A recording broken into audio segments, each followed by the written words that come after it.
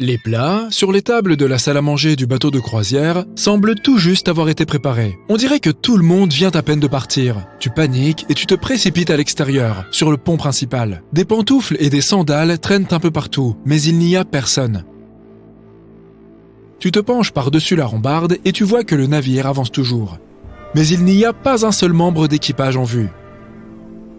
D'abord, tu te dis qu'ils se sont tous rassemblés quelque part pour une raison que tu ignores. Alors, tu te diriges vers la passerelle de navigation. Tu traverses de longs couloirs labyrinthiques pour atteindre la timonerie. La porte est grande ouverte et le régulateur de vitesse a été enclenché. Quelques scénarios défilent dans ta tête.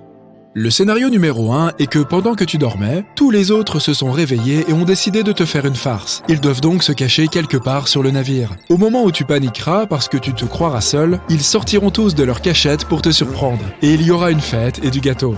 Le deuxième scénario que tu imagines est que pendant que tout le monde profitait de sa croisière, le navire est accidentellement entré dans la 4e dimension, emmenant tout le monde avec lui, y compris les animaux. Mais alors, pourquoi est-ce que tu es encore là, toi ?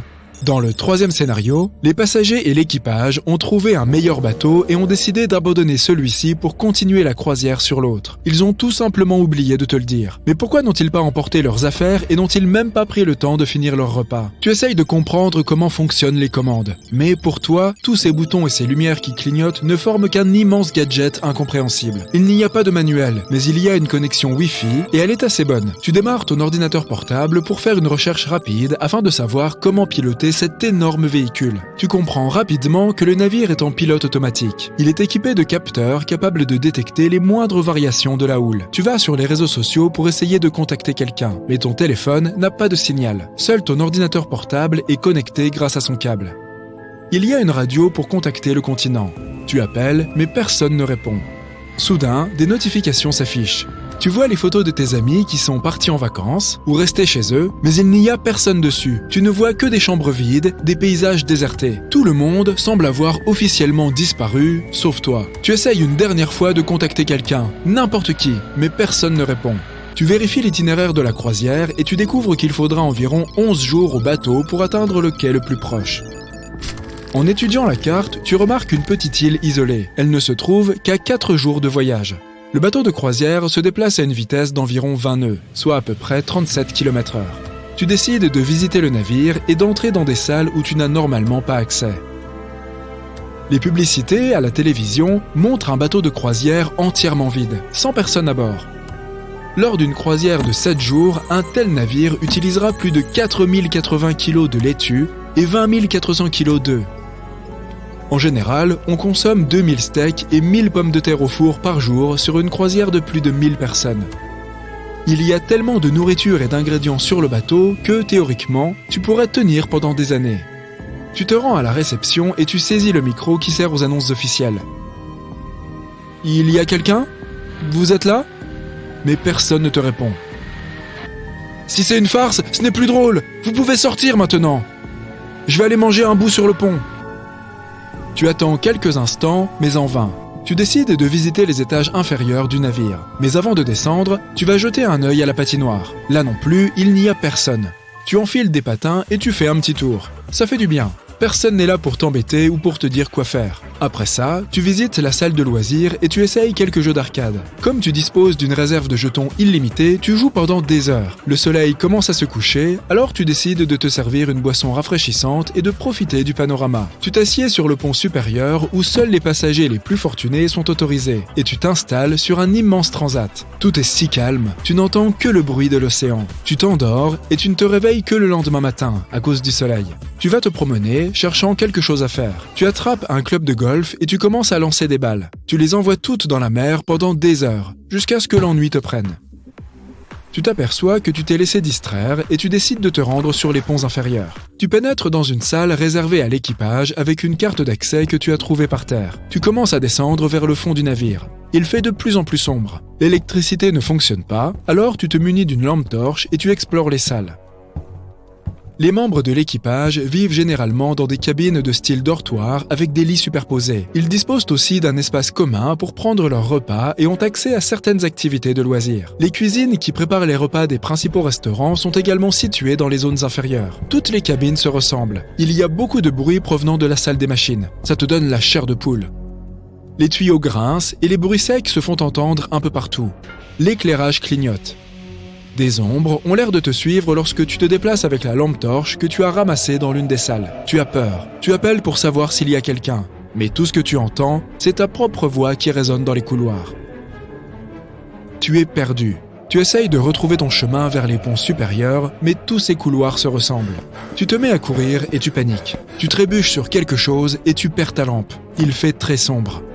Tu agites tes bras dans tous les sens en essayant de trouver la sortie. Tu poses tes mains sur les murs pour tenter de t'orienter. Tu vois enfin une lumière vive au bout du couloir. Tu te diriges vers elle. Tu arrives dans l'une des cuisines centrales où tu trouves énormément de nourriture. Il y a des dizaines de frigos et même une cuisine entière consacrée au dessert. Ton estomac crie famine. Tu manges des mets parmi les plus exotiques et les plus haut de gamme. Chacun d'entre eux peut coûter jusqu'à 1000 € dans un restaurant de luxe. Tu passes les jours suivants à te régaler de délicieuses friandises, à jouer au golf et à faire la fête sur la piste de danse. 3 jours plus tard, tu as consommé tous les plaisirs que tu pouvais consommer sur le bateau de croisière. Tandis que tu te prélasses au soleil, tu aperçois une île au loin. Tu attrapes tes jumelles et tu vois le quai. Le navire se dirige droit vers lui. Tu retournes rapidement à la timonerie pour consulter la carte. Le bateau arrivera dans 30 minutes. Mais tu ne sais pas comment le faire accoster. Tu décides de baisser l'ancre pour arrêter le bateau. Tu utiliseras ensuite un canot de sauvetage et tu rameras jusqu'à l'île. Tu rassembles du matériel et des vivres et tu pars.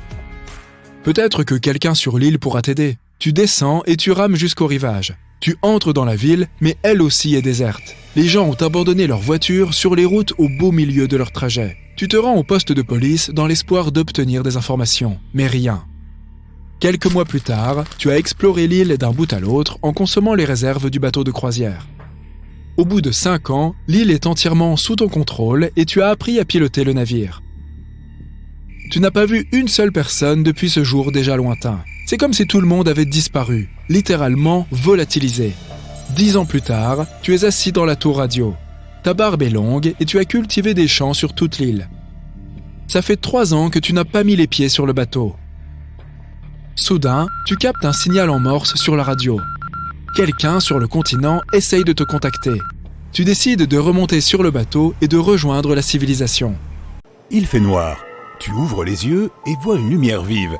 Des silhouettes semblent clignoter autour de toi. Tes yeux s'habituent à la lumière et tu remarques que tu es dans un hôpital. Des médecins en combinaison de protection et masque à gaz se tiennent devant toi. « Comment vous sentez-vous » demande l'un d'eux. Tu ne te souviens de rien. Tu te grattes la tête et entends un étrange bruit de frottement. Tu regardes ta main, elle est en verre. Tout ton corps est recouvert de verre. Les médecins disent qu'il y a eu un accident, mais tu ne te rappelles de rien. Tu descends de ton lit et remarques que tout le sol est recouvert d'un épais tapis. C'est nécessaire pour éviter de te briser la peau contre la dureté du sol. Il est difficile de te déplacer, tu te sens fragile. Tout contact avec des objets provoque des fissures sur ton corps qui te brûlent. Les médecins te proposent de la purée de pommes de terre, mais tu n'as pas faim. Tu veux savoir ce qui se passe et pourquoi tous les gens ici portent un masque à gaz. On te dit que tu as été retrouvé dans une décharge où des scientifiques effectuaient des tests avec du sable, du feu et des radiations. Personne ne sait comment tu y es entré, mais ton corps a changé. Tout le monde ici porte des masques à gaz et des combinaisons de protection, car tout contact avec toi peut être potentiellement dangereux. Tu te trouves actuellement dans un centre de recherche spécial. Des scientifiques et des médecins du monde entier vont t'étudier. Tu veux rentrer chez toi pour voir tes parents et tes amis, mais le médecin dit que c'est impossible. Tu dois être examiné afin de déterminer le potentiel de tes capacités. Tout ira bien, ajoute-t-il. Mais sa voix est étrange. Il cherche comment ce verre est interconnecté avec les cellules de ton corps. Par exemple, si une tasse tombe sur ton pied, ta peau se fissure, mais après quelques heures, cette dernière disparaît et ton pied redevient lisse. Tes organes, os et tissus mous sont normaux. Seule ta peau a acquis les propriétés du verre. Tu peux également rendre ta peau de verre transparente à volonté. Cela te permet de voir tes muscles, ça fait peur. Tu es sous surveillance constante. Presque personne ne te parle ou ne te montre son visage. Tu es nerveux car il n'y a aucune fenêtre. Les plantes sont artificielles et chaque nuit, ta chambre est fermée par une serrure magnétique. Tu bouges doucement, de peur de briser un morceau de ta peau. Les scientifiques te promettent qu'ils vont résoudre ce problème. Ils te mettent sur une civière, t'attachent et t'emmènent quelque part. Le docteur prétend qu'il sait comment te rendre moins fragile. Tu dois lui faire confiance. Il t'emmène dans une pièce sombre. Le médecin te demande de garder les yeux fermés pendant toute l'opération. Tu regardes autour de toi et remarques d'énormes fours où l'on compte visiblement te mettre. Tu demandes de tout arrêter. Cela ne te dérange pas de rester fragile. Les scientifiques te glissent dans l'un des fours. Tu cries. Il y a des flammes autour de toi. Tu fermes les yeux. C'est de plus en plus chaud. Le feu t'enveloppe complètement. C'est comme si tu étais à l'intérieur d'un volcan, sauf que tu ne ressens aucune douleur. Après quelques minutes, les flammes disparaissent. De l'air froid commence à souffler sur ton corps. Les chercheurs te sortent du four. Tu demandes à ce qu'on te détache.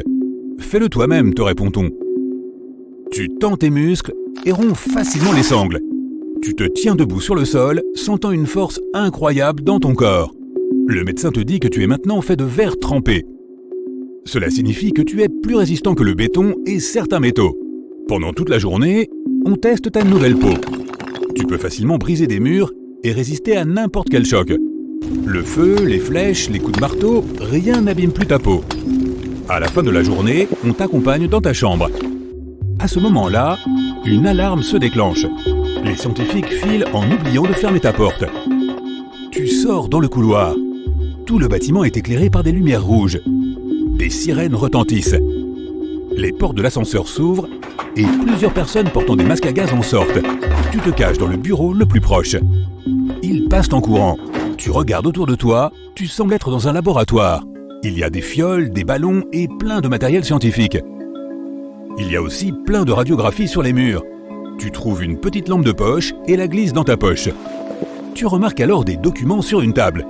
Sur la première page, il y a ta photo. Tu regardes le dossier mais tu ne peux rien lire, car des symboles étranges remplacent les lettres. On dirait une langue inconnue. Quelqu'un t'attrape par derrière. C'est une jeune fille. Elle pleure et demande de l'aide. Ses larmes coulent sur tes mains. Des scientifiques entrent dans le bureau et emmènent la jeune fille. « Fuyez !» crie-t-elle avant de disparaître. Tu regardes l'un des médecins et demandes « C'est quoi cet endroit ?»« Retournez dans votre chambre, s'il vous plaît. » Te répond-il poliment. Tu quittes le bureau et sens une odeur étrange. Ce sont tes mains. Elles sentent l'essence. Ce doit être les larmes de cette fille. Elle pleurait de l'essence ? Tu vas te coucher en décidant de t'échapper de cet endroit dès le lendemain. Tu es nerveux. Quelque chose se passe soudain dans ton corps. Tu regardes ta main et vois ton reflet. Ta peau s'est transformée en miroir. Génial! Un autre super pouvoir! Tu fouilles dans ta poche pour sortir ta lampe et tu trouves une carte magnétique. Cette fille a dû la glisser dans ta poche après l'avoir volée au médecin. Maintenant, il ne te reste plus qu'à la retrouver et à vous sauver d'ici. Alors que tu cours sur un tapis roulant, tu demandes à aller aux toilettes. Les scientifiques t'attendent derrière la porte. Tu te laves les mains et te regardes dans le miroir. Tu as une idée. Tu actives ta capacité miroir et tu te fonds alors avec le miroir des toilettes. Tu attends. Les scientifiques font alors irruption dans la pièce, mais ils ne te remarquent pas. Après avoir dit quelque chose dans une langue inconnue, ils partent. Soudain, l'un d'eux revient. Il regarde son reflet dans le miroir, directement devant ton visage, mais il ne remarque rien. Puis, il s'en va. Après un moment, tu sors et cours dans le couloir. Tu entends des voix derrière toi. Tu transformes encore ta peau en miroir et tu te colles au mur. Un groupe de scientifiques passe en courant. Tu pars dans l'autre sens, traverses un long couloir et finis dans une impasse. Sans hésiter, tu défonces le mur et tu te retrouves dans une immense pièce. Il y a plein de cellules fermées avec des gens à l'intérieur. Tu t'approches et remarques que l'un d'eux est couvert de flammes. Un autre a des plantes qui poussent sur sa tête à la place de ses cheveux. Il y a des gens avec des super pouvoirs bizarres partout. Tu utilises la carte magnétique pour ouvrir toutes les cellules. Mais personne ne sort. Pourquoi fais-tu ça? Tu ne sais pas encore? Demande une vieille dame avec une lanterne à la place d'un œil. Dans l'une des cellules, tu vois la fille qui t'a donné la carte. Tu lui demandes de te suivre, mais elle secoue la tête pour dire non. À ce moment, l'alarme se déclenche à nouveau. Les portes se ferment. Tu quittes la salle en courant et tu te retrouves dans un long couloir sombre. Tu fermes la porte et tu brises le verrou. Il fait tout noir. Tu allumes ta lampe et la colles contre toi. La lumière se reflète sur toi et illumine tout le couloir. Tu avances et remarques une autre source de lumière. C'est une fenêtre, enfin! Tu cours aussi vite que tu peux. Tu t'approches de cette petite issue. Tes poursuivants franchissent la porte et te crient quelque chose que tu ne comprends pas. Tu ne penses qu'à t'échapper. La fenêtre se rapproche. La lumière de la liberté brille de plus en plus. Tu serres les poings pour briser la vitre. Il ne te reste que quelques pas et... tu t'arrêtes. Tes yeux se remplissent d'effroi. Ton corps tout entier se met à trembler. Ce que tu vois derrière la fenêtre te pétrifie. Tu vois un énorme champ d'astéroïdes, les lumières d'une planète violette inconnue et des projecteurs lumineux.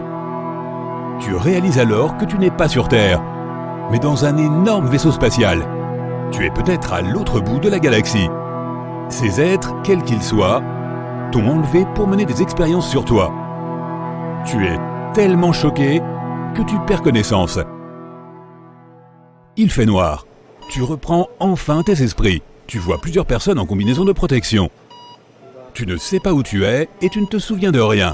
Comment vous sentez-vous ? Te demande alors un médecin. Un flash lumineux t'aveugle. En ouvrant les yeux, tu vois des gens en combinaison de protection et en masque à gaz. Tu es entouré d'étranges appareils scientifiques. Qu'est-ce qui m'arrive ? Un scientifique masqué te touche l'épaule. Mais tu en vois un autre qui glisse un scanner dans le dossier intitulé « Traitement de la mémoire ». Hé, c'est quoi ce truc ? Qu'est-ce que vous m'avez fait ? Tu essaies de te lever, mais tu te rends compte que tes bras et tes jambes sont attachés à la table et que ta tête est maintenue par des sangles.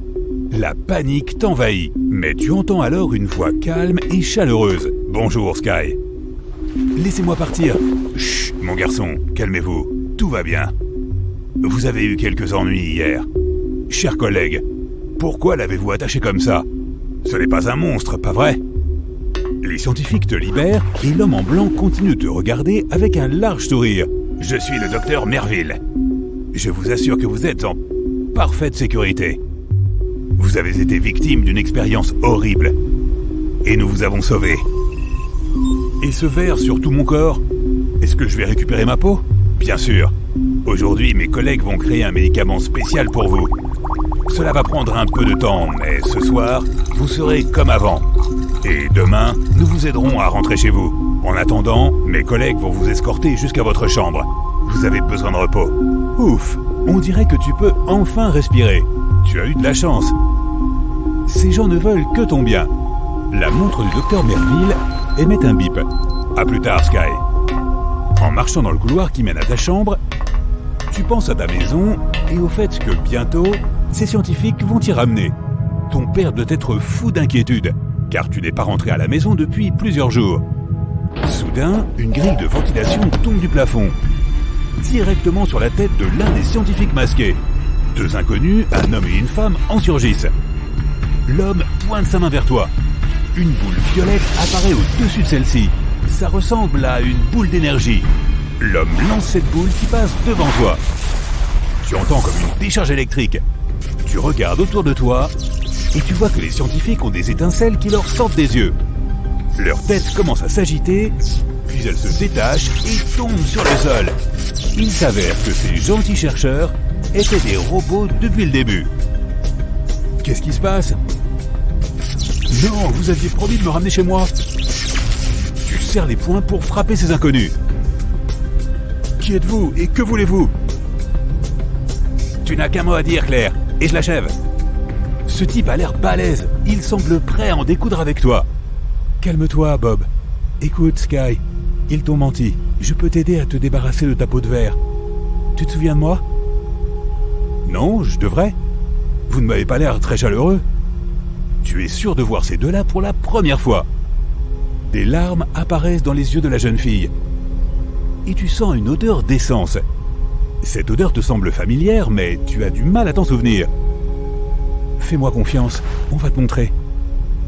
Tu ne sais pas pourquoi, mais tu prends sa main. Claire te mène à une porte. Ses larmes coulent sur la poignée. Elle claque des doigts et y met le feu. La porte s'ouvre. Tu montes sur une chaise et tu vois une salle de conférence. Regarde, tu vas tout comprendre. Reste juste silencieux. Tu entends une voix familière. Elle vient du conduit de ventilation. C'est le docteur Merville. Les scientifiques qui s'occupaient de toi sont réunis autour d'une table ronde. Le docteur Merville semble présider l'assemblée. Messieurs, nous sommes dans la dernière ligne droite. Demain, lorsque la dernière phase de l'expérience sera terminée, nous aurons une véritable escouade de personnes dotées de super pouvoirs. Et nous pourrons enfin prendre le pouvoir sur Terre. Soudain, plusieurs scientifiques surgissent dans la salle et chuchotent quelque chose à l'oreille de Melville. Vous avez perdu la tête? Trouvez-les tout de suite. Il ne faut pas les laisser s'échapper. En fait, ce docteur veut juste se servir de toi. Tu n'es qu'un vulgaire cobaye pour lui. Mais comment est-ce possible? Et pourquoi? Bob, aide-le. Vite.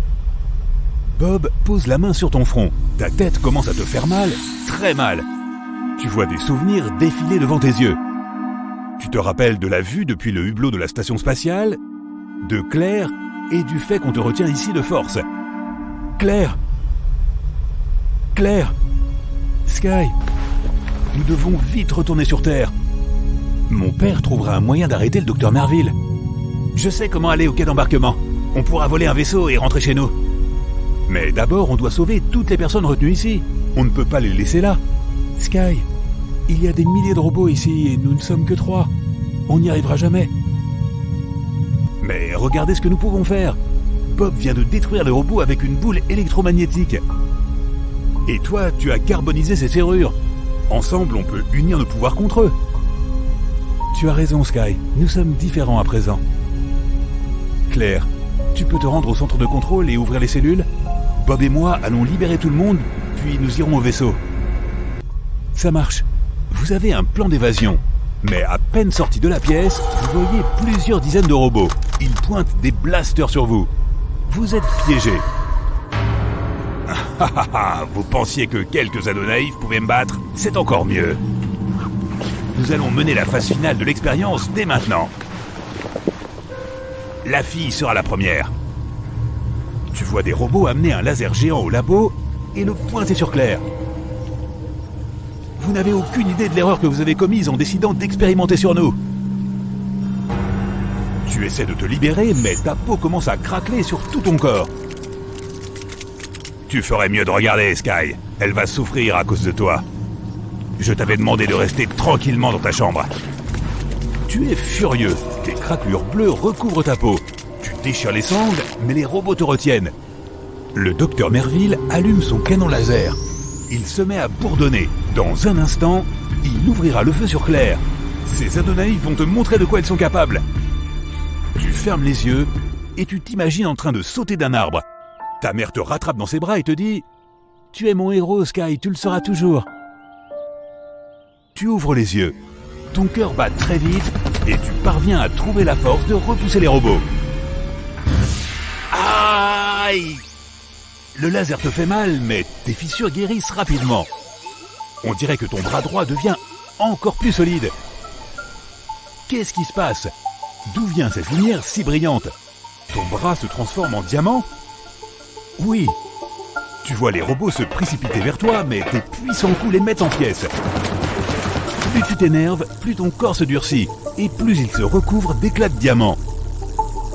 Sky, arrête. Calme-toi ou ton corps va entièrement se transformer en diamant. C'est ce que veut Merville.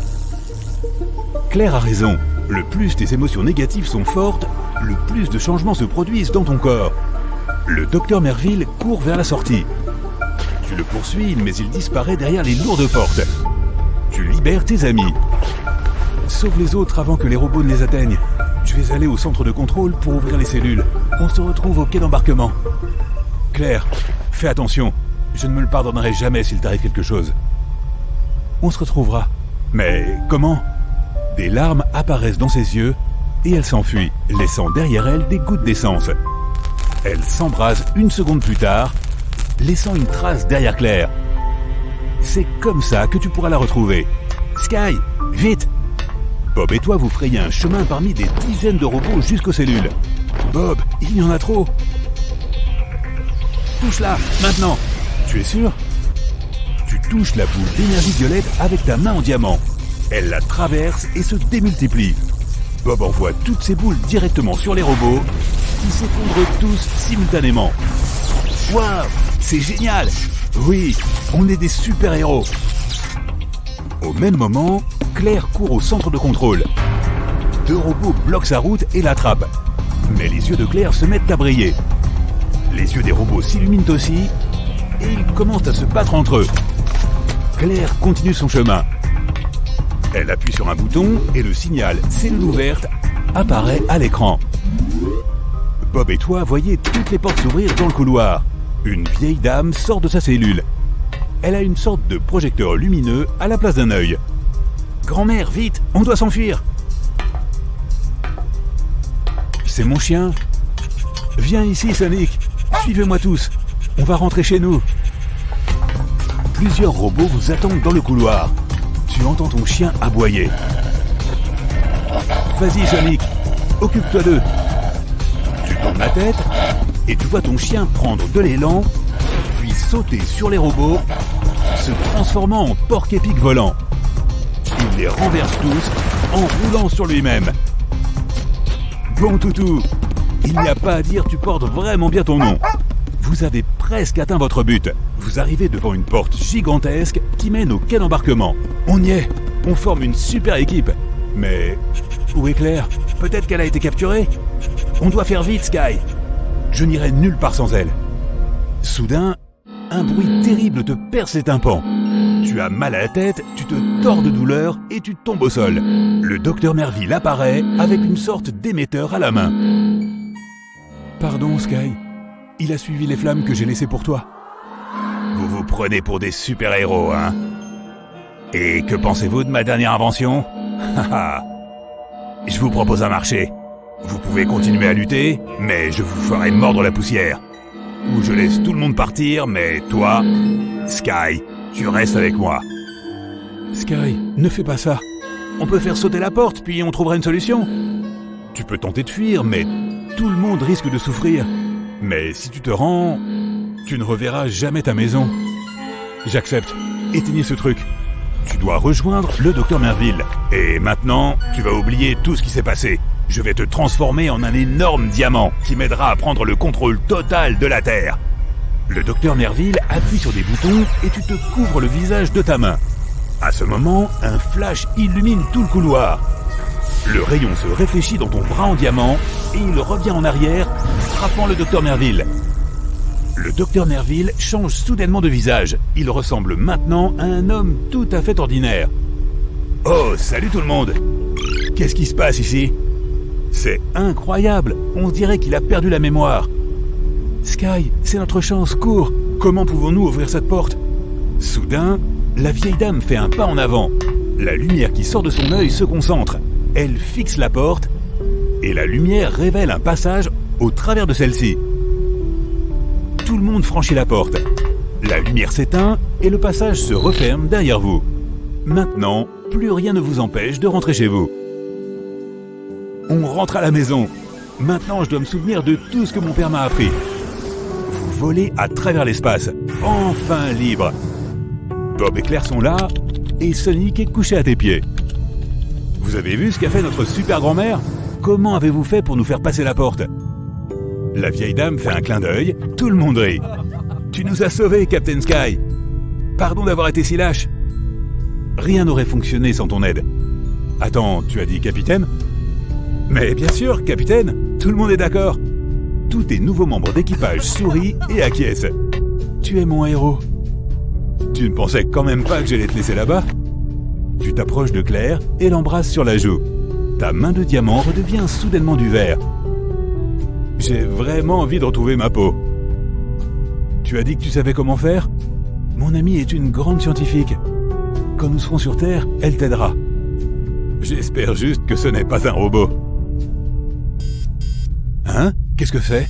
Papa? Bien sûr, il n'y a que lui pour passer un appel dans l'espace. Fiston, tu vas bien? Tu vois des militaires en uniforme debout derrière ton père.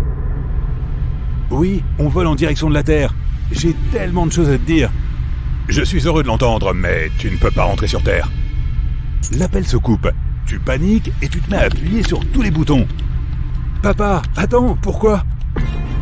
C'est à ce moment-là que tu réalises que vous êtes seul dans l'espace et qu'il n'y a aucun moyen de rentrer chez vous. Bob, vérifie les coordonnées. Est-ce qu'on s'approche de la Terre? Ouais, on est à mi-chemin, mais on a reçu l'ordre de ne pas retourner sur nos pas. Je ne suis pas franchement le meilleur pour respecter les ordres. On va bientôt revoir le ciel bleu. Vitesse maximale droit devant. Espérons ne pas croiser de trous noirs. Sky, des météorites. Elles se dirigent vers nous. Activation des boucliers. Ok, selon le radar, elles se dirigent vers nous à une vitesse de 96 560 km/h. Ça nous laisse du temps. Bob, dirige toute la puissance vers les propulseurs. Attachez vos ceintures, ça va secouer. Les boucliers sont à 70% de leur capacité et ils sont en train de s'abîmer très vite. Sky, dirige toute ta puissance vers le laser. Tu es sûr? Nous n'aurons aucune protection. On n'a pas le temps. C'est fait. Laisse-nous passer. On doit rentrer à la maison. Yeah! Top là, Bob! Sky, regarde! Oh non, non! Le trou noir! Est-ce qu'on a encore du jus? Pas vraiment. Il nous reste 5 minutes avant que le champ gravitationnel du trou noir ne nous avale. Qu'est-ce qu'on fait, capitaine? Attention. John, sors le bloc d'alimentation, vite!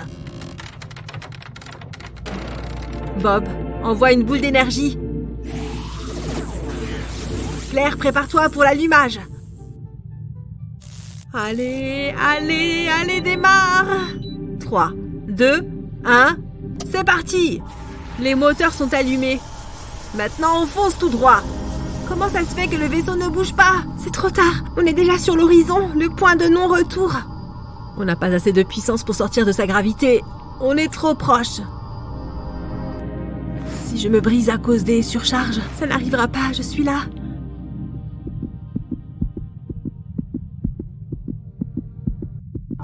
Tenez-vous bien! Sky!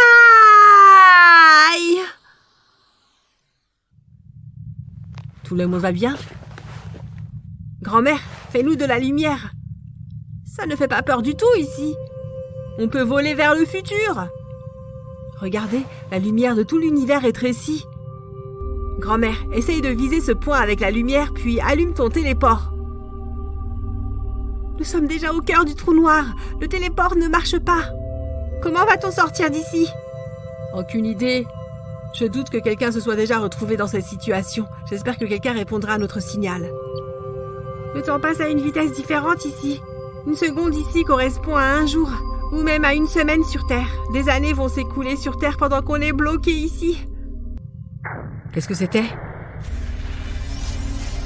Attachez vos ceintures!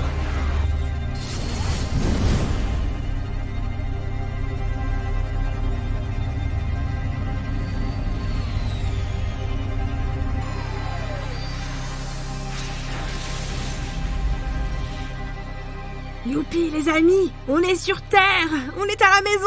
Hé, attendez-moi.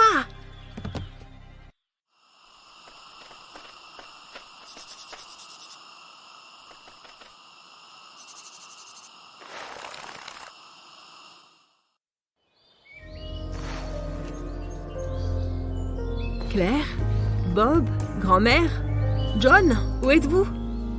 Et ils ont dû partir chercher de l'aide. Bon, Sonic. Puisque nous avons traversé le trou noir, il se peut qu'on ait voyagé vers le futur.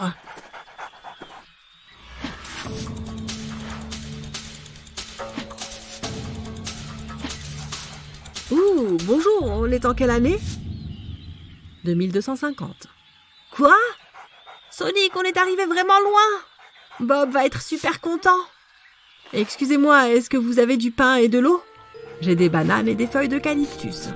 Hein? Comment? Vous mangez des feuilles ici? Oui, c'est très bon pour la santé. Je veux bien le croire. Au fait, avez-vous vu quelqu'un d'autre dans le coin? J'ai vu une fille et un grand gaillard. Ils sont allés vers la cascade. Suis-moi, je te montre. Claire, Bob, les amis, le téléport de grand-mère a marché finalement. Hé, on est en 2250, vous imaginez? Bon, au moins, on est sur Terre. Chut, Sonic, tout va bien. Où sont grand-mère et John?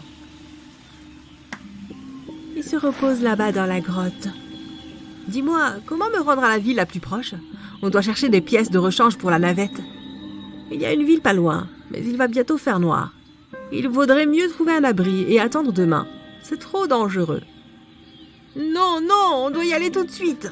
Les gars, il faut réparer la navette et retourner à notre époque. Sky, écoute-le. Il sait de quoi il parle. Regarde, le soleil se couche. On doit aller tout de suite dans la grotte. Les gars, qui vous prend? Vous avez mangé trop de feuilles ou quoi? Tant pis, j'y vais tout seul. Sonic, nos amis ont un comportement bizarre. Blablabla, c'est quoi ce froid? Oh non.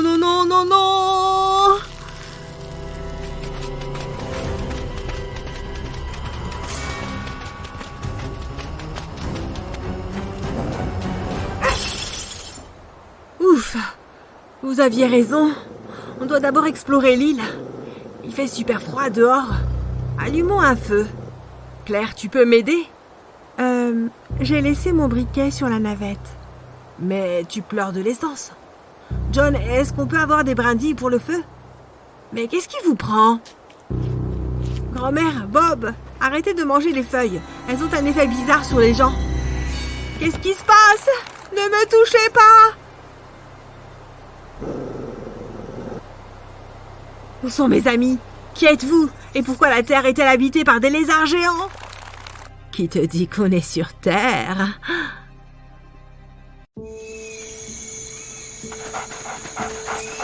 Viens ici, Toutou. Au pied. Ah!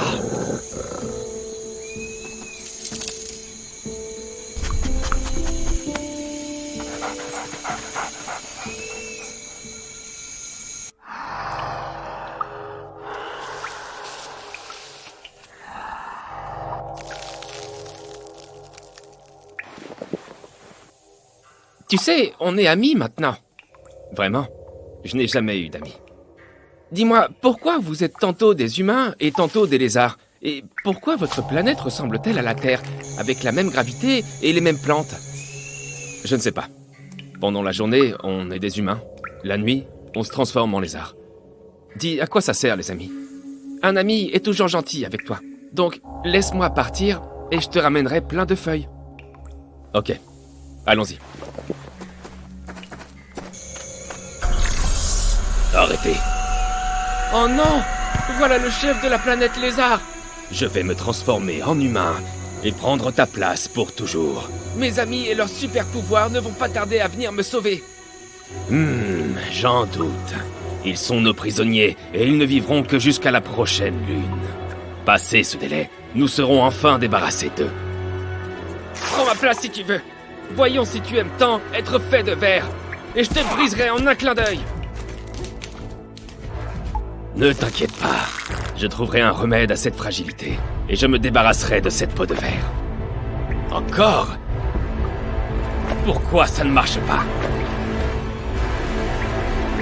L'amour de quelqu'un le protège. Claire! Il ne nous est d'aucune utilité dans ce cas. Nos semblables décideront de son sort.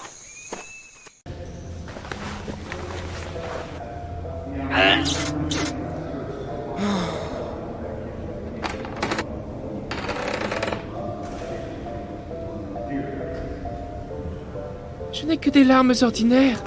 Où sont passés mes super pouvoirs? Et moi, je ne peux rien faire. On est fichus.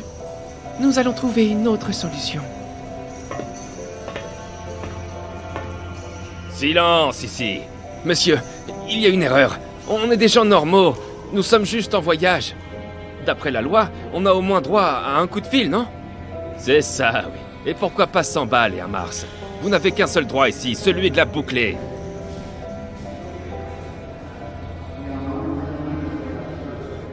Les amis, c'est Sky. Qu'est-ce qu'ils veulent lui faire? Vous entendez? C'est Sonic. Oh, mais qui est ce toutou tout mignon? Viens voir un peu par ici.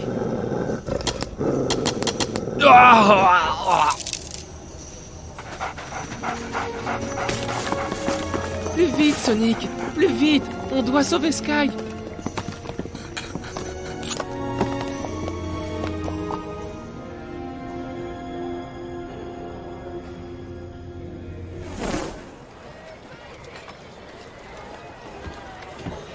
Mes chers concitoyens, aujourd'hui, nous devons juger cet homme. Il a tenté d'envahir notre planète. Nous avons déjà fait preuve de clémence envers les étrangers et ça a tourné au drame. Ouais, châtiez-le! Châtiez-le! Bouh! Je ne comprends pas, quelle planète est-ce qu'on a envahi? Et toi, Dino, on n'est pas sur Terre? Non. Où vas-tu? Ah, maintenant, on sait pourquoi on ne peut pas appeler nos parents. Il y a quelques années, on a aperçu un vaisseau dans le ciel. Il a atterri ici même. Il nous a proposé de guérir toutes nos maladies et de nous aider à bâtir une meilleure civilisation, mais il nous mentait. Il cherchait des cobayes pour tester son satané sérum. C'est ainsi que les habitants de notre planète se sont transformés en lézards. Nos chercheurs ont essayé de trouver un remède, mais il ne fonctionnait que le jour. L'alchimiste s'est réfugié dans le volcan pour terminer ses expériences et répandre d'autres substances dangereuses sur notre planète. Mais cette fois, nous punirons ceux qui sont venus sans être invités. Brisez l'homme de verre! Vous ne valez pas mieux que cet alchimiste. Vous, peuple lézard, vous avez pris la forme de mes amis avant de les séquestrer. Vous vous croyez humains, mais vous vous comportez comme des bêtes. Salut, les imposteurs. Regardez, ils sont 4, mais qui sont les vrais? Sky! Les amis, vous êtes vivants! Où sont grand-mère et John? Ils sont en sécurité, mais nous n'avons plus de super pouvoirs. Pas de problème, on va trouver une solution. Sonic, viens ici, mon grand.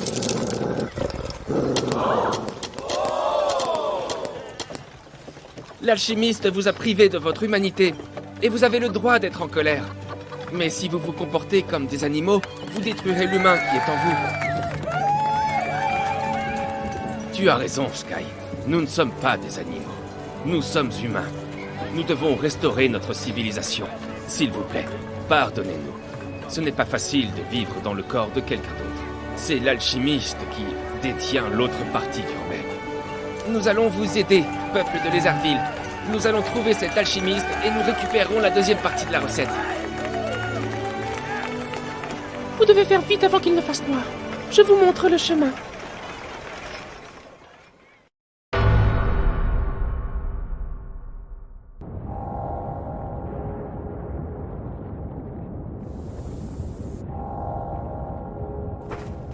Oh, quelle puanteur! C'est du soufre. C'est difficile de respirer. Bizarre, moi, je ne sens rien.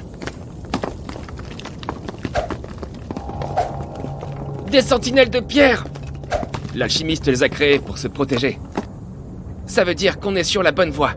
Sky, comment allons-nous faire face à l'alchimiste sans nos super pouvoirs? Il nous reste ma super peau. Elle est plus pratique que prévu. C'est ça ce que vous cherchez. Donnez-nous le remède, et nous ne vous ferons aucun mal. Impossible! C'est le docteur Merville! Qui vous a dit que je comptais me battre? Sky! Non! La première chose que tu remarques, c'est une sensation de lourdeur enveloppante, comme si tu dormais sous une couverture douce mais lestée. C'est agréable et tu n'as pas l'énergie de faire quoi que ce soit, mais tu parviens à trouver la force nécessaire pour déplacer cette couverture. Tu ouvres les yeux et... c'est bizarre. Il y a tout autour de toi comme une lueur bleue. Tu veux te frotter les yeux et tu découvres que tu as des tentacules à la place des mains. Et si on sautait la partie où tu es terrifié, tu n'arrives pas à croire que tu t'es transformé en kraken. Après quelques jours d'horreur existentielle, de panique et de folie furieuse, tu te calmes enfin. Maintenant, essayons de savoir ce que ça fait d'être le monstre le plus terrifiant des océans. Cette couverture lourde, c'est la pression de l'eau. Elle est colossale à la profondeur où tu vis caché. Peu d'êtres vivants peuvent la supporter. Emmène une voiture à cette profondeur et elle se disloquera immédiatement sous cette masse énorme. Mais tu es le Kraken. Tu es plus puissant que n'importe quelle voiture. ton corps ne se rompt pas dans de telles conditions. Ta peau élastique et épaisse peut supporter la pression la plus forte et tes muscles robustes te permettent de te déplacer sans problème. Et cette lueur bleue alors? Tu te trouves à une profondeur où la lumière du soleil ne pénètre qu'à peine. À cause de la pression de l'eau, tu ne sais pas vraiment où est le haut et où est le bas. Mais heureusement, tu as des yeux immenses qui, comme les lentilles d'un télescope, parviennent à capter la lumière qui vient de la surface. Une personne ordinaire ne verra qu'une obscurité opaque à cette profondeur. Mais tu as un dispositif de vision nocturne intégré à tes yeux, et donc tu vois cette lueur bleue. Il n'y a presque rien si proche du fond de l'océan. Il n'y a que du vide, infini et lourd. Tu vois quelques poissons et des épaves de navires. Les créatures marines que tu croises ici sont plutôt étranges. Voici des poissons pêcheurs, et là, toutes sortes de calmars transparents. Ici, les calmars géants sont tes seuls amis, et tu es comme un roi pour eux. En général, on s'ennuie pas mal au fond de l'océan. On dort et on mange, c'est à peu près tout. Et si tu nageais un peu plus haut pour voir ce que tu peux te mettre sous la dent? Tu t'élèves et l'eau autour de toi s'illumine peu à peu. Il y a de plus en plus de soleil par ici. Et tu rencontres enfin d'autres habitants océaniques. Les tortues, les requins, les poulpes et les raies s'enfuient dès qu'ils te voient. Mais pas les méduses. Tu ne les inquiètes pas. Tu cherches quelque chose à manger et tu remarques un banc de poissons. Super, ton déjeuner est prêt. Après avoir mangé, tu traînes un peu, t'amusant à faire peur aux poissons et aux dauphins. Ces tentacules si agiles sont vraiment géniales. Et tu en as 10. Il t'est impossible d'exprimer ce que tu ressens, chacun de tes doigts est devenu immense. On dirait des queues de billard. Et c'est incroyable. Quand tu étends tes tentacules, ils deviennent aussi longs qu'un Boeing. Et puis il y a toutes ces ventouses dessus. Tu peux attraper n'importe quoi, si fermement qu'aucune créature ne peut t'échapper. Et grâce à tes nouveaux bras, tu nages vraiment très vite. D'abord, tu les disperses, puis tu les réunis et ils te propulsent en avant. Les puissants courants d'eau que tu crées en te déplaçant éloignent tous les autres poissons. Tu remarques une baleine bleue. C'est le plus grand mammifère du monde. Mais à côté de toi, elle ressemble à un chiot. Alors tu nages, tu manges, tu fais peur aux poissons et aux autres créatures marines et... c'est tout. Ta vie est plutôt morne. Combien de temps cela va-t-il durer? Une centaine d'années? Un millier? Tu veux t'amuser un peu, alors tu montes jusqu'à la surface. Et là, le vif éclat du soleil t'éblouit. Tu essaies de t'y habituer. L'eau est calme, il n'y a pas de vent. Tu regardes autour de toi et tu remarques un minuscule point droit devant. Génial! C'est un grand bateau de pêche en bois et avec des voiles. Tu vas enfin pouvoir t'amuser. Tu as hâte de rencontrer des gens et de leur parler de toi. Alors tu nages joyeusement vers le bateau. Si quelqu'un te voyait, il te trouverait probablement bien effrayant. Tu te retrouves coincé dans un filet de pêche. Comme il est mince, tu peux le déchirer sans problème et tu remontes vers la surface. Les personnes sur le pont du bateau sont terrifiées. Elles crient et courent dans tous les sens. « Hé les gars, où est-ce que vous allez? Je veux juste un peu jouer avec vous. » Il te paraît si petit. Les pêcheurs te lancent des harpons et des haches, mais tu ne ressens aucune douleur. Tu poses un tentacule sur le pont et tu le brises sans faire exprès. Le navire est très fragile, un peu comme une boîte d'allumettes. Mieux vaut ne pas y toucher. En te retournant, tu fais accidentellement chavirer le bateau. Tous ceux qui étaient à bord sont maintenant dans l'eau. Heureusement, tu as assez de tentacules pour tous les sauver. En attrapant les pêcheurs, tu lis l'horreur dans leurs yeux. Il y en a même un qui s'évanouit. Tu remets le bateau sur l'eau et tu aides tout le monde à regagner le pont.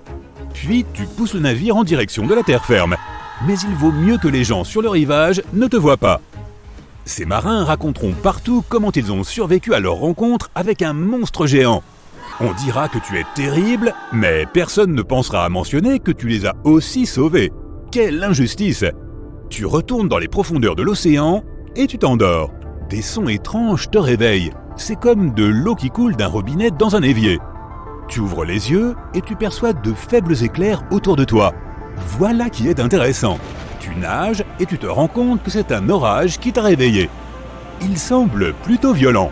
Le ciel est noir et les vagues sont énormes. Tu remarques un grand navire au milieu de tout ce chaos. Ce bateau est différent de ceux que tu as pu voir auparavant. Il est tout en fer et il n'a pas de voile. C'est un cargo moderne. Il semble que tu te sois endormi pendant quelques centaines d'années. Les gens à bord t'aperçoivent et lancent une fusée de signalisation. Une lumière rouge vif t'éblouit. En déployant tes tentacules, tu pousses involontairement le navire. Mais comme il est lourd, il ne chavire pas. Il semble que les technologies aient avancé pendant que tu dormais. La tempête se fait plus violente. Le bateau roule puissamment sur la surface des eaux. Tu essaies de le retenir avec tes tentacules, mais cela ne fait qu'effrayer les personnes à bord. Ils hurlent et tu comprends leur réaction. Un monstre gigantesque est sorti des profondeurs noires et s'est accroché à leur navire. Tu n'aimes pas voir qu'ils ont peur de toi, alors tu décides de t'éloigner. Malheureux, tu vas te cacher tout au fond de l'océan. Être le kraken n'est plus très amusant. Seuls les poissons t'acceptent et ils sont muets. Horrifier les hommes te fait une peine immense. Tu te sens seul au monde. Tu manges ton déjeuner et tu te rendors. « Hé, monsieur Kraken, vous m'entendez ?» dit une voix. Tu te réveilles et tu frissonnes apeuré. Qui a parlé ? Toutes ces histoires au sujet du Hollandais volant sont-elles donc vraies ? Est-ce que c'est un fantôme que tu viens d'entendre ? Je comprends que vous soyez troublé, monsieur Kraken. Nagez jusqu'à la surface et vous saurez tout. Quelques minutes plus tard, tu sors de l'eau et tu vois un énorme vaisseau volant. Il flotte juste au-dessus de la mer. Mais le plus fantastique, c'est que les gens qui sont à bord n'ont pas peur de toi. Ils te regardent avec curiosité et même avec une certaine sympathie. Tu remarques un homme avec un casque étrange parmi eux. « Salut, c'est moi qui vous parle grâce à cet appareil de télépathie. Vous pouvez aussi communiquer avec moi par la pensée. » Nous sommes au 24e siècle. Les hommes ont inventé une technologie qui leur permet de communiquer avec les animaux. Ils ont découvert que la plupart des créatures n'ont pas de pensée articulée. Elles ne vivent qu'avec leur instinct. Mais un jour, ils ont détecté une activité cérébrale venant des profondeurs de l'océan. Et ils t'ont découvert. Tu es l'un des êtres les plus intelligents de la planète. Et les hommes veulent communiquer avec toi. Enfin, ta vie solitaire est terminée.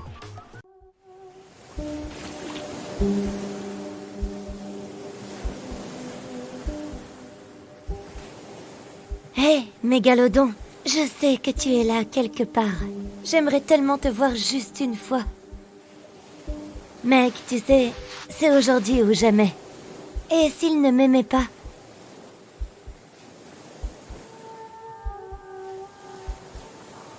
J'ai rêvé de toi. J'ai rêvé que tu m'appelais. Tout le monde est convaincu que tu n'existes pas, mais moi je sais que tu existes.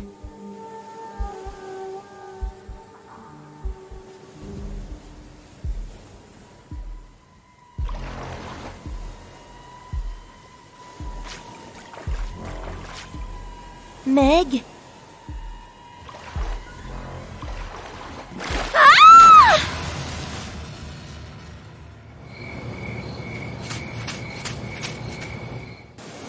Lizzie, désolé, je me suis perdu.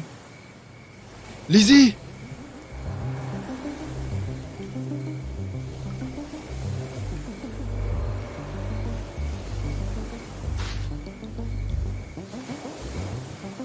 Lizzie!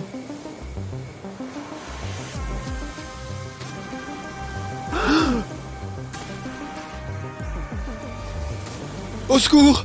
À l'aide! S'il vous plaît!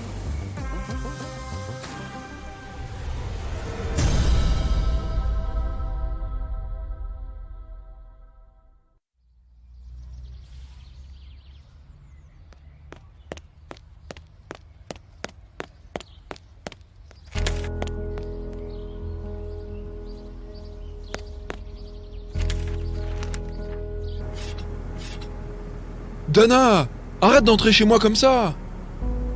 Ça va faire 2 jours. Lizzie est encore portée disparue et tu joues avec des bâtons. Qu'est-ce que je peux y faire? Qu'est-ce que tu lui as dit exactement la dernière fois que tu l'as vue? Tu ne lui as pas fait peur?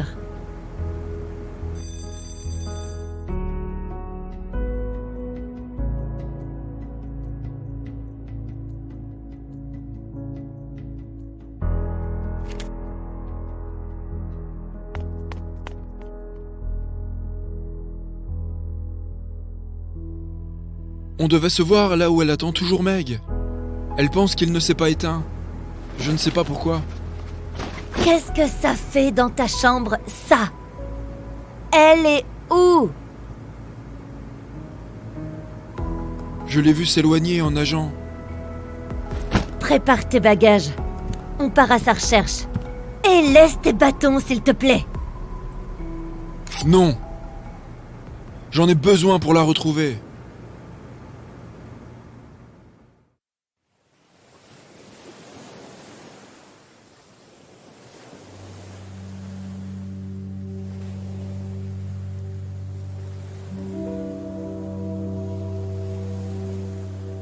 J'ai l'impression d'avoir déjà vu cette île.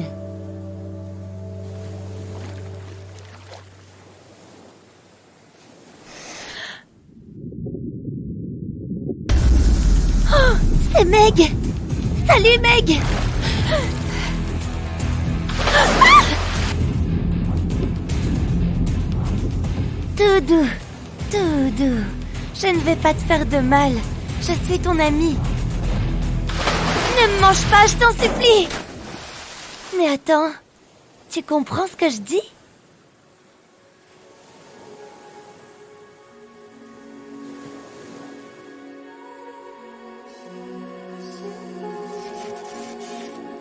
Je ne sais pas qui sont ces créatures, mais elles n'ont pas l'air amicales.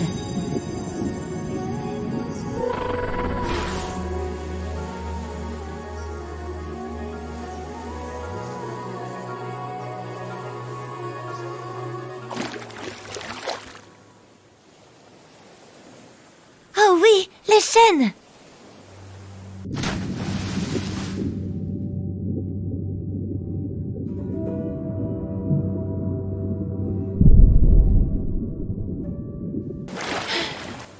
Hé, qu'est-ce que tu fais?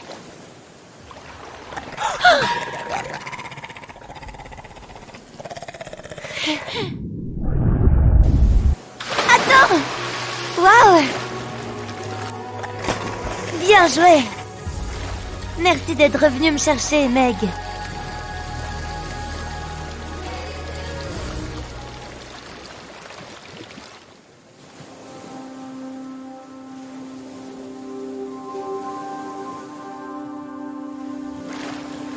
Ok, je suis prête.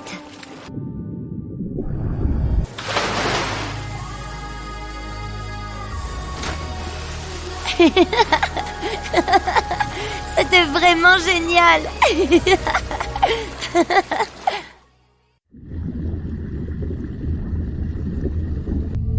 C'est quoi ce truc?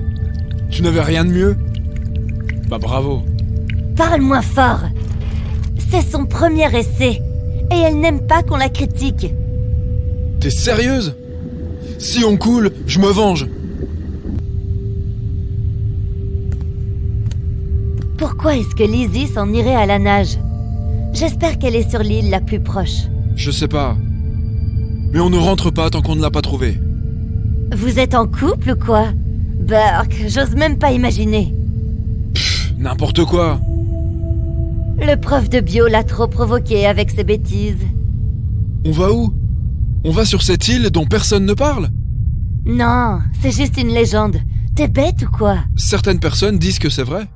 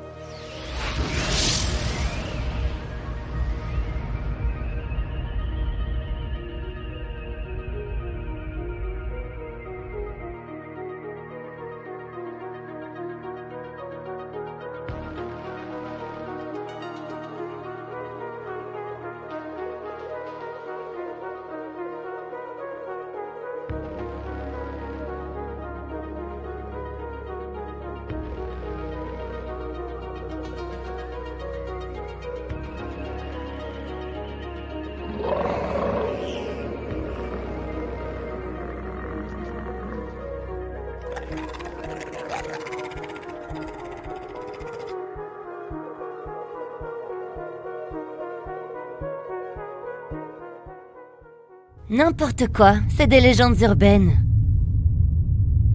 Mon père a disparu dans ce brouillard. Oh, désolé, je ne savais pas. Je crois que j'ai vu des créatures aux pattes palmées quand Lizzie est partie à la nage. Et tu ne m'as rien dit? On doit se dépêcher.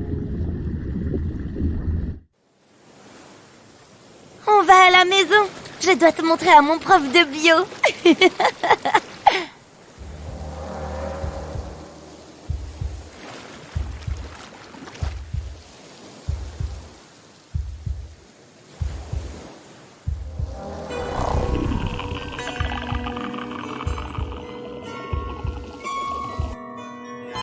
Le mégalodon est le plus grand requin ayant jamais vécu. Ce n'est pas tout, c'est aussi l'un des plus grands poissons et le plus grand prédateur de l'histoire de notre planète. Il était plus de 3 fois plus grand que le plus grand requin blanc connu. On a également découvert que les femelles faisaient environ 2 fois la taille des mâles. Le mégalodon aurait pu avaler une petite voiture sans même qu'elle ne touche ses dents. Si les voitures avaient existé à l'époque, bien sûr. En fait, le meg était si grand et si puissant qu'il n'avait aucun prédateur naturel. Il était le roi incontesté des mers, nageant librement d'un océan à l'autre. Cette créature nomade a été retrouvée dans le monde entier, de l'Amérique à l'Europe, en passant par l'Australie et le Japon. Des fossiles ont été trouvés sur tous les continents, sauf en Antarctique. Les scientifiques nous disent que le mégalodon s'est éteint il y a plus de 3,6 millions d'années. Mais pourrait-il être encore en vie dans les abysses ? Le nom redoutable de mégalodon vient de 2 mots grecs. Méga, qui signifie grand, et odon, qui se traduit par dent. Combiné, il signifie donc grande dent. Et cet animal porte certainement bien son nom. Une seule de ses dents fait la taille d'une tête humaine. Et il en avait 276 au total, répartis sur 5 immenses rangées terrifiantes. Dans toute l'histoire, seuls quelques félins à dents de sabre ainsi que le T-Rex ont pu avoir des dents plus grandes que ça. Un combat entre ces animaux devrait sans aucun doute valoir le spectacle.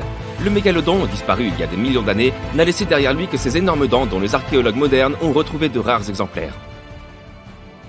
Sachant que moins de 5% de l'océan a été exploré, qui sait ce qui se cache tout au fond? Si tu parvenais à descendre, il est cependant peu probable que tu tombes sur un meg. Les requins, comme nous, préfèrent les eaux côtières tempérées. La vie dans les profondeurs de l'océan serait trop froide pour ces animaux, et la nourriture rare. Leur corps aurait aussi dû évoluer pour résister à l'immense pression de l'eau. Il est donc peu probable qu'ils soient encore là. Mais rien n'est impossible. Maintenant, parlons un peu de l'apparence du mégalodon. D'après les scientifiques, il ne ressemblait pas à un requin blanc. Le mégalodon appartient à une famille de poissons différentes et ressemblait plus probablement à une sorte de gigantesque requin-taureau, pourvu d'un museau aplati et de petits yeux, sa nageoire dorsale placée vers l'arrière de son corps. Le requin-taureau possède 2 nageoires dorsales de même taille. Il est généralement de couleur brun clair avec un ventre blanc. Il est possible que le mégalodon ait eu des taches brun-rouge, tout comme le requin-taureau, sur toute la surface de son corps. Dès les premières découvertes de fossiles, nous avons eu l'habitude de considérer le mégalodon comme l'un des animaux les plus effrayants ayant jamais existé. C'était à l'époque de la Renaissance. Des gens avaient trouvé des dents dans les rochers. Au début, ils ont pensé que ces dents étaient des langues de dragon ou de serpent. Et voici le premier dessin de ce à quoi ressemblait soi-disant le propriétaire de ces dents. Un museau massif avec un nez effrayant et tout un tas de dents aiguisées comme des couteaux. On décrit généralement le mégalodon comme une sorte de requin blanc géant. Mais il ne s'agit là que d'une légende. En fait, l'ancêtre du grand requin blanc d'aujourd'hui a vécu à la même époque que le meg. Mais ils n'étaient certainement pas très copains, voire même plutôt en compétition l'un avec l'autre. Le grand requin blanc était meilleur à la chasse, car plus petit et donc plus agile. Il pouvait rapidement voler ses proies au meg. On sait également qu'il dévorait les petits de notre mégalodon. Il ne faisait que la moitié de sa taille. Cela a sans doute été l'une des causes de son extinction. Nous avons aussi des preuves que les mégalodons étaient des chasseurs brutaux, rois de la chaîne alimentaire. Leur technique de combat favorite était le bélier. Le mégalodon nageait plutôt lentement, mais il était incroyablement massif. Malgré cette lenteur, son coup de bélier avait une puissance énorme. Prenant sa proie par surprise, il n'avait en général qu'une seule chance de la toucher. S'il la manquait, il lui fallait trop de temps pour tenter un deuxième round. Question mobilité, le mégalodon était comparable à un très gros camion. Si le grand requin blanc n'était pas de taille à affronter un meg adulte en face à face, il n'avait pas peur de lui voler sa nourriture. Il ne restait plus que les gros poissons et les baleines pour le meg. Mais ces réserves ont commencé à s'épuiser lorsque les baleines ont migré vers des mers plus froides. Les baleines se sont adaptées à vivre à des températures plus basses, laissant notre ami le meg pratiquement sans ressources. Les mégalodons sont donc soit morts de faim, soit ils se sont éteints à l'ère glaciaire. Comme nous l'avons évoqué, le mégalodon ressemblait davantage à un requin-taureau ou bulldog qu'à un grand requin blanc. Il possédait une mâchoire inférieure plate et d'énormes nageoires pectorales afin de soutenir son poids et son imposante taille. Aussi effrayants qu'ils puissent paraître, ces requins étaient en fait très attentionnés envers leurs petits. On a découvert en Floride, dans le Maryland et au Panama plusieurs zones où les mégalodons s'occupaient des plus jeunes de leur famille. Ils donnaient naissance à leurs petits dans des eaux peu profondes. Nous le savons car nous avons découvert un tas de petites dents de mégalodons dans ces endroits. Mais comment se fait-il qu'on trouve encore autant de dents de mégalodons ? En fait, en raison de leurs habitudes alimentaires désordonnées et agressives, les requins perdent régulièrement leurs dents. Ils perdent leurs dents 2 à 4 fois par mois. Cela fait 40 000 dents au total dans une vie. Ils doivent accumuler des fortunes auprès de la petite souris. Leurs dents pleuvent continuellement dans le plancher océanique. Par chance, elles sont aussi la partie la plus dure du squelette d'un requin. C'est pourquoi tant de dents sont arrivées jusqu'à nous sous la forme de fossiles. Les premières découvertes de dents de mégalodons ont semé une grande confusion. On a d'abord pensé que ces dents étaient les langues calcifiées d'anciennes créatures serpentines. On les appelait même des pierres-langues. On a également cru que le mégalodon avait existé en même temps que les dinosaures. Ce qui aurait été plutôt cool. Les dinosaures se sont éteints il y a environ 66 millions d'années. Mais les mégalodons sont arrivés bien plus tard. Le vieux fossile du Meg n'a qu'environ 23 millions d'années. Même s'il est difficile d'avoir une date vraiment précise. Après tout, les calendriers n'avaient pas encore été inventés. Cette espèce s'est éteinte bien avant que les premiers hommes n'entament leur évolution. Les premiers Homo sapiens, ainsi qu'on désigne les premiers humains, ont commencé à apparaître il y a environ 2,5 millions d'années. Et si le mégalodon ne s'était pas éteint ?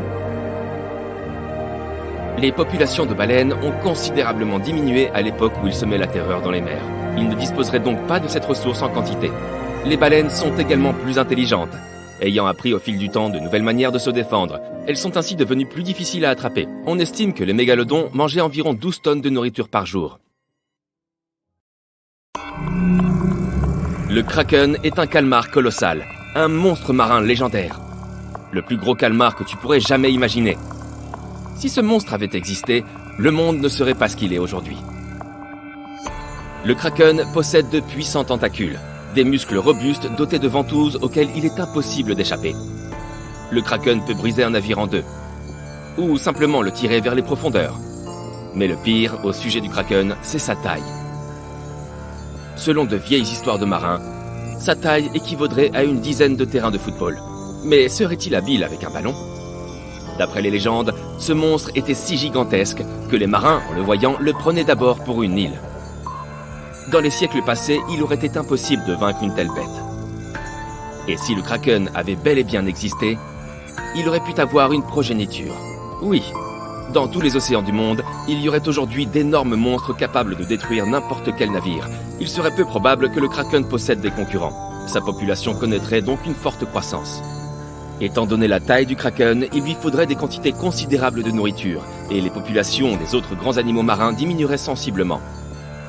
Les baleines bleues, les grands requins blancs et autres calmars géants, toutes les grandes créatures marines seraient en danger. Le kraken appartient au genre des céphalopodes. Cette espèce comprend les calmars et les pieuvres, certaines des créatures les plus intelligentes de la planète. Dans les légendes, le kraken est un chasseur habile qui ne se battait jamais à découvert. Ces calamars colossaux auraient vécu dans les eaux profondes et ils auraient été dotés de globes oculaires monstrueusement grands. On comparait son œil à une assiette géante. Grâce à ses yeux démesurés, il pouvait voir leur proie de très loin. Et un kraken pourrait donc repérer un navire bien avant que ses passagers commencent même à s'inquiéter. Quoi qu'il arrive, il avait toujours l'avantage. Voilà qui est plutôt effrayant. En 1857, un bec de calmar a été découvert sur la côte du Danemark. D'autres restes de calamars géants ont été retrouvés aux Bahamas, et les scientifiques se sont alors convaincus de l'existence de ces monstres. Bien que nous ayons depuis officiellement découvert l'existence de calmars proprement gigantesques, nous ne savons toujours pas quelle est la taille maximale qu'ils peuvent atteindre. Le fait est que les calmars géants sont l'une des créatures les plus insaisissables qui soient. Ils vivent dans les fonds marins où il est difficile pour les scientifiques de se rendre. Plonger à de telles profondeurs nécessite un équipement puissant et encombrant. Les bathyscaphes et les caméras sous-marines font beaucoup de bruit et doivent être éclairés. Les calmars les remarquent très vite. Ils s'enfuient avant que nous puissions même les apercevoir. Il est difficile de savoir si ces énormes calmars faisaient bien la taille d'une petite île, car en vérité, nous avons étudié moins de 5% des océans. Il se peut que dans les profondeurs, des monstres bien plus terribles que le kraken sévissent. Le ciel brûle. les océans écument. Le tonnerre et les éclairs grondent. Deux des monstres les plus terribles et les plus puissants s'affrontent en duel. Un signe avant-coureur de la fin du monde. Rien que la vue de ce monstre, l'atroce et terrifiant Cthulhu peut rendre fou n'importe qui. Et le plus gros calmar de la planète se bat contre lui. Une bête qui ne connaît pas la peur parce qu'elle est la peur elle-même. La cause de milliers de naufrages. Le puissant et hideux Kraken. Que commence le combat le plus épique de l'histoire de l'univers. Tu es sur un bateau de pêche qui navigue sur un océan paisible. L'eau est claire comme du cristal et il n'y a pas de vent.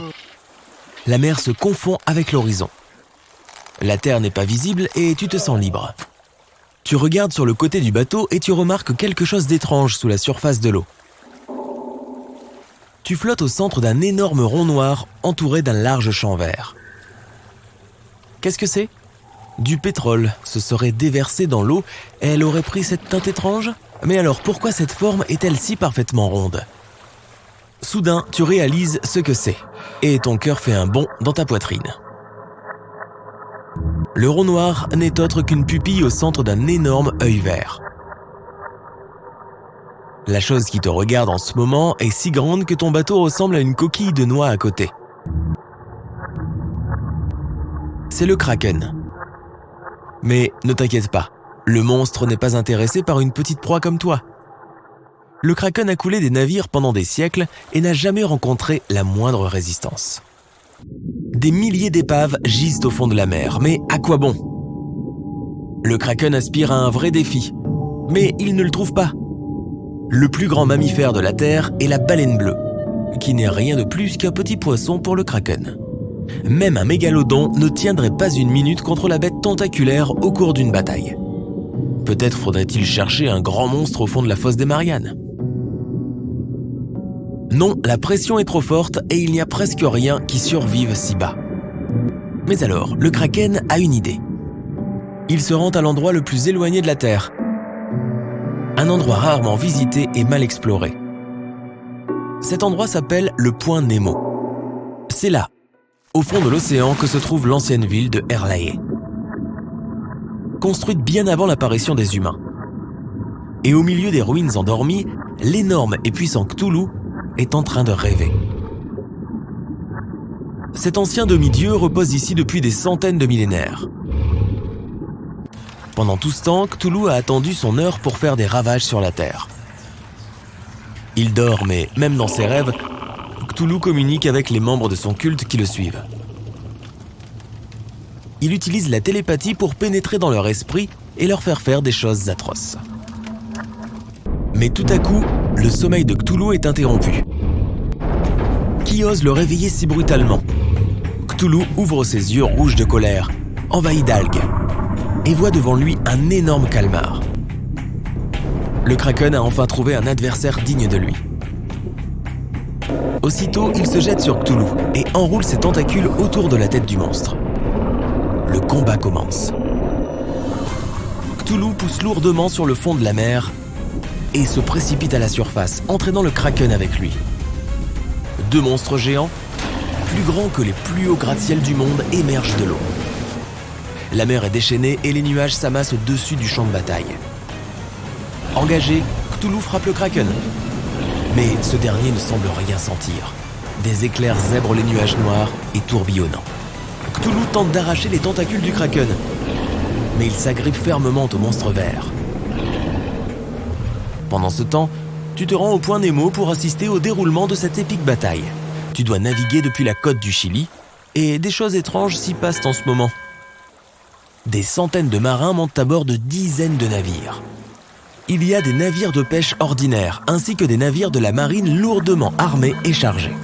Et quand tu demandes à quelqu'un où vont tous ces gens, ils te lancent tous un regard sombre et te répondent « Vers l'éternité ».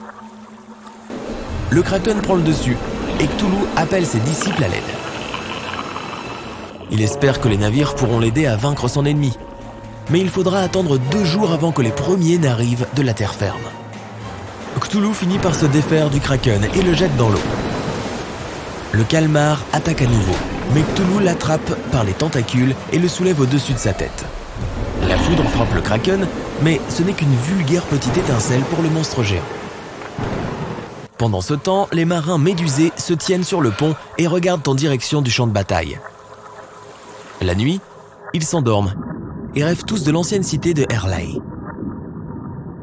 Au centre de celle-ci se trouve une chapelle tordue, et à l'intérieur, Cthulhu est assis sur son trône, convoquant ses disciples. Jour après jour, nuit après nuit, les monstres se battent en jetant toute leur force dans la bataille. Et enfin, de petits points se rassemblent autour d'eux. Les bateaux sont arrivés. Ils sont prêts à attaquer le kraken, et Cthulhu leur donne un ordre mental. Mais le kraken a d'autres atouts dans sa manche. Il n'a pas coulé des navires juste pour s'amuser. Très souvent, il a sauvé des milliers de créatures marines prises dans leurs filets de pêche. Et maintenant, avec leur descendance, elles viennent de tout l'océan pour aider le kraken. Des pieuvres géantes, des baleines bleues, des grands requins blancs, des anguilles électriques, ils attaquent tous les navires ennemis. Les baleines percutent les sous-marins et les anguilles court-circuitent les moteurs des véhicules avec leurs décharges électriques. Soudain, le kraken plonge sous l'eau. A-t-il abandonné ? A-t-il eu peur ? C'est peu probable. Cthulhu regarde au fond de l'océan et attend que le calmar attaque. Le kraken nage sous les combattants et les poissons. Il commence à faire tournoyer ses tentacules, créant un énorme tourbillon. Les bateaux sont maintenant condamnés et Cthulhu ne peut compter que sur lui-même. Le kraken est une créature puissante, mais il reste un animal après tout, tandis que Cthulhu est aussi intelligent que malveillant. Il comprend que le kraken est un monstre marin et qu'il peut être vaincu une fois sur Terre. Le rugissement de Cthulhu fait trembler le ciel. Les éclairs frappent l'océan. L'eau est en ébullition. L'ancienne cité des Erlai s'élève du fond de la mer. Le kraken ne peut pas s'échapper de là. Il a besoin d'eau. Le calmar combat Cthulhu avec ses ultimes forces, mais hors de son élément, il perd rapidement l'avantage. Cthulhu est victorieux. Maintenant qu'il est réveillé, il va détruire le reste du monde, comme on l'avait prédit. Mais le combat n'est pas passé inaperçu. Grâce aux données satellitaires, le monde sait déjà ce qui s'est passé. Et un plan a été élaboré pour abattre l'ancien monstre au cas où il gagnerait. Des avions de chasse entrent en scène et attaquent Cthulhu. Le monstre lève les bras vers le ciel. Des nuages s'amoncellent autour de lui. Une décharge électrique scintille dans les nuages et l'électricité disparaît dans un rayon de plusieurs centaines de kilomètres, y compris l'électronique à bord des avions. Ils tombent tous dans l'eau. Il n'y a aucun moyen de vaincre la bête mythique. Mais que se passe-t-il ? Les satellites tombent soudainement du ciel par dizaines. Cthulhu ne savait pas que le point Nemo est une décharge pour débris spatiaux. Comme c'est le point le plus éloigné de la Terre, on peut y larguer des satellites inutilisés en toute sécurité. En ce moment même, des centaines d'entre eux tombent sur la ville antique et s'abattent sur le monstre. Désorienté par cet assaut soudain, Cthulhu se replie sous l'eau avec sa ville. Puis il décide de se rendormir pour 1000 années supplémentaires et d'attendre le bon moment pour détruire le monde. La capacité de Cthulhu à contrôler les esprits a fait oublier à tous les témoins de la bataille ce qu'ils ont vu. L'humanité est à nouveau inconsciente des dangers des profondeurs. Cthulhu ne veut pas que les gens soient prêts pour son réveil. Si tu rentres ces coordonnées dans ton GPS, tu verras où se trouve le point Nemo. En 1997, des océanographes ont enregistré un son mystérieux provenant des profondeurs de la mer. Il a été appelé le bloop et peut être facilement trouvé sur Internet. Cet événement a conduit beaucoup de gens à croire en l'existence de Cthulhu. Mais la panique n'a pas duré longtemps. Il s'est avéré que le bloop était le bruit d'un glacier qui se fendait. Ou peut-être que c'est Cthulhu qui a fait croire cela. Qui sait ? Peu importe à quel point tu aimes ton travail, il y a des jours où tout semble aller de travers. Des délais non respectés, des collègues désagréables ou beaucoup de tâches ennuyeuses. Eh bien, sache que ça pourrait être bien pire. Jetons un coup d'œil à certains des pires emplois que les gens ont dû occuper au cours de l'histoire. À l'époque d'Henri VII, Le travail de certaines personnes consistait à accompagner le monarque aux toilettes. Il devait aussi jeter un coup d'œil à ce qui s'y passait et s'assurer que le derrière de sa majesté était bien propre après qu'il avait fait ce qu'il avait à faire. Ce n'était toutefois pas une punition. Les gens étaient même en compétition pour obtenir ce poste. Pourquoi ? Parce que cela signifiait qu'ils avaient accès au monarque dans son état le plus vulnérable. Ce qui signifiait qu'ils pouvaient potentiellement discuter de toutes sortes de sujets et même influencer certaines de ses décisions. En parlant d'emplois ennuyeux, celui de nomenclateur était probablement le pire de tous. Ce n'était en aucun cas dangereux, c'était juste très ennuyeux. Ce que ces préposés faisaient dans l'Europe d'autrefois était tout simplement l'équivalent humain d'un annuaire téléphonique. Ils allaient chercher leur patron à différents endroits et devaient se souvenir de tout ce qu'ils faisaient, des personnes qu'ils rencontraient et tout ce dont ils parlaient. Le travail d'un punkawala était tout aussi ennuyeux. En gros, on peut raisonnablement dire que ces gens n'étaient que des ventilateurs humains. À l'époque où les ventilateurs ou la climatisation n'existaient pas encore, le punkawala passait toute la journée debout à agiter un éventail géant. En voyant des vidéos de bricolage de nos jours, tu te dis sûrement « Mince, faire du savon est si facile et si relaxant. C'est propre et ça sent bon, n'est-ce pas ?» Il faut savoir que ce n'a pas toujours été le cas. Autrefois, être fabricant de savon revenait pratiquement à travailler comme chimiste industriel. À l'époque, le savon était fabriqué avec des ingrédients tels que la lessive, la cendre et les graisses animales fondues. Tout cela était mélangé jusqu'à ce que tous les ingrédients deviennent solides. Comme tu peux l'imaginer, un tel savon ne sentait clairement pas la lavande ou la camomille. Sans compter que ces produits chimiques agressifs pouvaient avoir des effets négatifs sur le fabricant lui-même. Si tu t'es déjà demandé d'où vient le terme « chercher des poux », c'était autrefois un vrai métier. Les perruques étaient très populaires à une époque de l'histoire. Mais le problème des poux était aussi très courant. Que faisaient les chercheurs de poux ? Tu l'auras compris, ils utilisaient de l'huile de lavande et des peignes pour débarrasser les perruques de ces satanées bestioles. As-tu un tapis de course chez toi ? Dans l'Angleterre victorienne, il y avait des gens qui devaient marcher sur une sorte de tapis roulant toute la journée. Ils utilisaient la force de leurs jambes pour moudre du maïs pendant des heures sans la moindre pause. Les ramasseurs de filasse avaient aussi l'un des emplois les plus ennuyeux et fastidieux qui ait jamais existé. Ils devaient défaire des cordes entières à la recherche d'un type de fibre spécifique. La filasse était une fibre très demandée en mer, car elle protégeait le bois de l'eau. Le principal problème était qu'on ne pouvait l'obtenir qu'à partir de l'une des deux sources suivantes, la plante elle-même ou de vieux cordages qui contenaient cette fibre spécifique. C'est pourquoi certains marins à bord étaient chargés de défaire des kilomètres et des kilomètres de cette corde rugueuse et épaisse en utilisant uniquement leurs doigts à la recherche de la fibre. Tu t'es déjà demandé comment les gens arrivaient à se réveiller tôt le matin à l'époque où il n'y avait pas de réveil ou de téléphone portable ? Il s'avère qu'au 19e siècle, en Grande-Bretagne et en Irlande, les gens ont trouvé une solution plutôt créative. Le knocker-up. C'était en fait l'équivalent humain d'un réveil. Au début, ils frappaient simplement à la porte de ceux qui les embauchaient. Mais rapidement, ils se sont rendus compte que c'était assez inefficace. Pire encore, ils finissaient souvent par réveiller les voisins qui ne voulaient encore dormir. Et ceux-ci se plaignaient du bruit. Alors, quelle a été la solution ? Un long bâton avec un pommeau au bout. Comme la plupart des ouvriers vivaient généralement au premier étage, les knocker-up se promenaient dans les rues et utilisaient leurs bâtons pour frapper aux fenêtres. Mais cela ne nous dit pas qui réveillait le knocker-up. Il s'avère que pour obtenir ce poste, il fallait être prêt à dormir pendant la journée et vivre la nuit. Quoi qu'il en soit, lorsque les réveils sont devenus de plus en plus populaires, la plupart des knocker-up ont perdu leur emploi. La profession suivante existe encore aujourd'hui, mais cela ne la rend pas moins dangereuse. Le tristement célèbre trayeur de serpents. Le titre du poste est assez explicite. Il s'agit d'extraire le venin de serpent. Tu te demandes peut-être pourquoi on aurait besoin de faire ça. Il s'avère que cette substance est très recherchée dans le domaine médical. Lorsqu'une personne est mordue par un serpent venimeux, elle doit recevoir un traitement approprié le plus rapidement possible. Et c'est impossible à faire si le venin de serpent n'a pas été étudié à l'avance. La substance récoltée sur les serpents est ensuite lyophilisée et utilisée par des laboratoires spéciaux et des universités pour la recherche et la production d'antivenins. Les gens qui vivaient dans la Rome antique avaient certains des emplois les plus bizarres qui soient. Commençons par le saluti giruli. C'est la version humaine d'un texto, ou d'une carte postale, ou des deux. Ces personnes passaient leur journée à délivrer des messages élogieux de leur patron à leurs amis ou connaissances.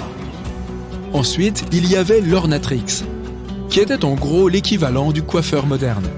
Le problème est qu'à cette époque, les coiffeurs devaient effectuer des traitements capillaires avec des ingrédients tels que des sangsues ou même des excréments de pigeons. Pour compléter la liste des emplois romains excentriques, il y avait aussi le polisseur.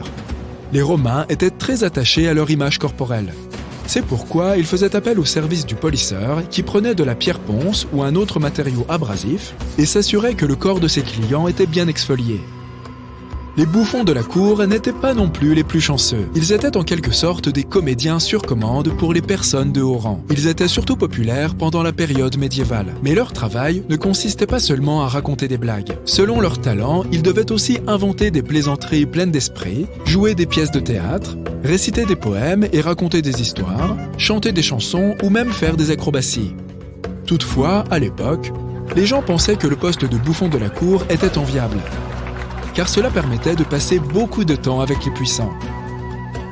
Mais était-ce vraiment le cas ? Pas franchement. Les bouffons devaient passer beaucoup de temps à améliorer et à développer leurs compétences pour conserver leur emploi. Sinon, on se lassait d'eux. Sans compter que, la plupart du temps, ils devaient se produire sur commande, sans aucune préparation préalable. C'étaient de vrais maîtres de l'improvisation. Dans la Grèce antique, il y avait des gens appelés gymnasiarques. Tout d'abord, pour pouvoir prétendre à ce poste, il fallait être un homme de 30 à 60 ans et avoir beaucoup d'argent dans sa bourse. Tu trouves que ce n'est pas logique ? Attends l'explication. Les gymnasiarques étaient engagés pour une année seulement, et leur tâche principale était de mettre en valeur les athlètes, de les entraîner et de s'assurer qu'ils participaient aux compétitions. Ils étaient en gros l'équivalent d'un coach personnel moderne. Il y avait cependant un inconvénient. Ces spécialistes n'étaient pas payés pour les services qu'ils rendaient et devaient souvent couvrir tous leurs frais par eux-mêmes. D'où la nécessité de posséder une somme d'argent considérable. L'avantage, c'est qu'ils étaient des personnes très respectées dans leur communauté, et beaucoup de gens les admiraient pour leur discipline et les résultats qu'ils obtenaient.